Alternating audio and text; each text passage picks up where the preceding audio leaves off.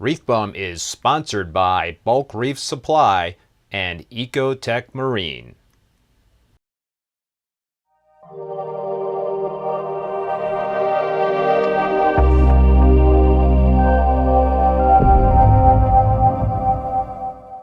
Hey everybody, and welcome back to another video.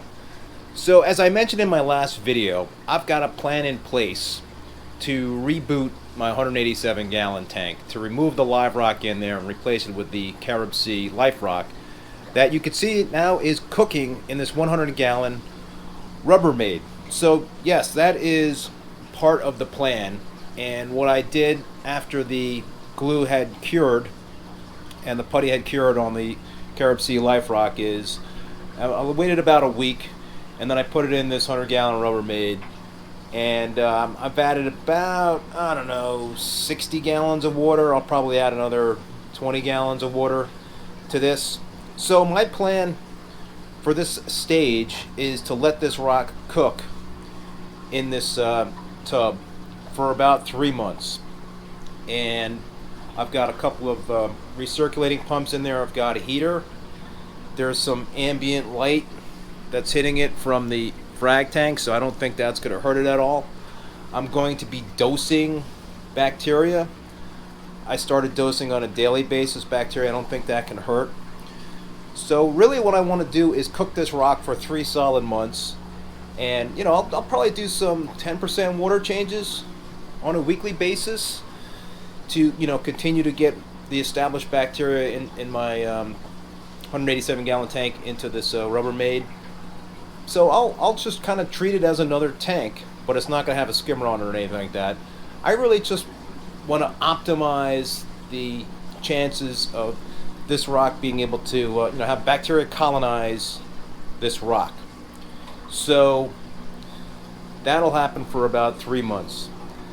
The other part of my plan is to create a cryptic sump, and what you're looking at here is a 60 gallon polyurethane square, I guess you'd call it a tank, with a lid on it, removable lid. This thing is really heavy duty. I love that it's black. It's 1/4 inch thick in terms of the sidewalls, so I think that's not going anywhere. I created some room. Things are getting really jammed up now, but I had some, you know, my cage director and dosing containers and what have you right in this spot, so I've moved all that stuff to create a spot for the cryptic sump. These 5 gallon buckets might have to be moved someplace else. So really what I'm going to do, and I wanted black, and I really like this idea of a cryptic sump, and I want to give a shout out to my reef keeping buddy Mike, who does have a cryptic sump, gave me the idea, and he also provided some really good advice in terms of this whole plan, in terms of transitioning the live rock in my tank out for this dry rock. He did something very similar, so I'm going to follow along very closely to what he did. But yeah, I love the fact that this is black and can block out all possible light. I'm just going to simply drill holes for these 2 bulkheads. One's a 3/4 inch bulkhead, the other is a 1 inch bulkhead. So the 1 inch bulkhead will be the drain, and the 3/4 inch will be the inlet return, let's say. Just going to put a pump in the Dreambox here to feed this cryptic sump. It's going to be a real simple setup, but I'm going to do it like in stages, you know. So this is one island here of rock. I know it's hard to tell because of the amount of corals on it, and this is the second island right here. But I'm going to replace the island on the right side, perhaps maybe the left side first. So I'm going to, you know, obviously trim the corals, get everything out, and once that's done, what I will do is take one of the islands of the Carib Sea life rock that's cooking in this tank, and I will swap it out. So I'm going to put one section of this, you know, cooked dry rock into the display tank, and when I pull out the live rock, it's going to go into this cryptic sump. And I'll probably, I'll do that, and I'll sit back and I'll watch it for a couple of weeks just to kind of see that everything is good, to make sure nothing is going to go out of whack. And then once I'm confident about that everything is stable, I will swap out the second island, do the same thing. I actually have 3 islands of the Carib Sea Live Rock that'll be cooking here.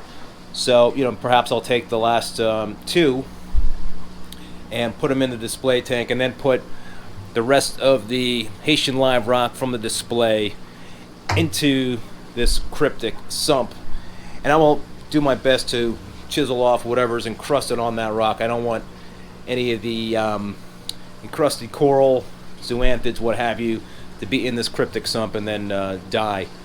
But yeah, so the main point of all this is to maintain as much of the current bacteria population as possible in that display tank. I really don't want to upset that balance. So I think this is a solid plan. I'm going to be, hopefully after 3 months, adding this rock, which should be colonized with bacteria, to the display tank. It's not going to be just pure dry rock that's going in. So that's going to be a whole different ball game versus the first time I ever did a dry rock only tank. And then what I do have in terms of the live rocks are going to be going in here, so it's not going to be really leaving the system at all.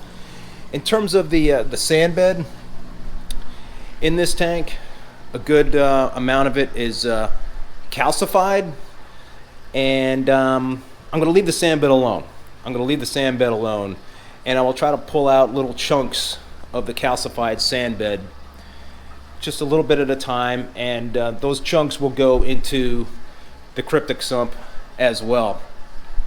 So, and I think eventually I will add some new live sand and try to clean it up. But the key here is to take everything so slowly and just go into stages to make sure that I'm not seeing a larger impact on the system. I mean, these frag tanks are plumbed in to the 187-gallon display tank, and I will be pulling out the colonies, taking large chunks of those colonies, putting them on tiles to continue to grow out those colonies. I will be fragging the crap out of them, so I'll have a whole bunch of frags from those colonies in the display tank.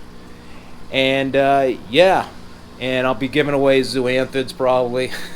I got carpets and carpets of the zoanthids in that tank. But that's my plan. I would love to hear your comments, suggestions. If you think I'm on track, if you think I'm way off base, love to hear about it. So with that, I will wrap the video up and see you next time. Well, that will do it for this video. If you liked it, please give it a thumbs up and hit that subscribe button if you haven't done so already. I also want to remind you about my premium SPS frag store on reefbum.com. I will leave a link in the video description below.